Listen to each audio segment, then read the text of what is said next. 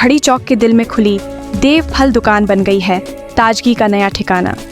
सुबह 8 बजे से रात 8 बजे तक यहाँ मिलते हैं ताज़े, शुद्ध और रसीले फल सीधे खेतों से आपकी थाली तक। आम, अंगूर, नारियल, सेब, संतरा, अनार समेत हर फल उम्दा क्वालिटी का, वाजिब दाम और दोस्ताना माहौल के साथ। देव फल दुकान की यही पहचान, जहाँ हर पल ताजगी मिलती है, सेहत का स्वाद आपके करीब।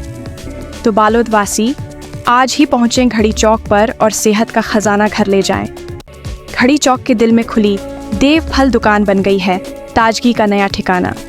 सुबह 8 बजे से रात 8 बजे तक यहाँ मिलते हैं ताज़े, शुद्ध और रसीले फल सीधे खेतों से आपकी थाली तक। आम, अंगूर, नारियल, सेब, संतरा, अनार समेत हर फल उम्दा क्वालिटी का, वाजिब दाम और दोस्ताना माहौल के साथ। देव फल दुकान की यही पहचान, जहाँ हर पल ताजगी मिलती है, सेहत का स्वाद आपके करीब।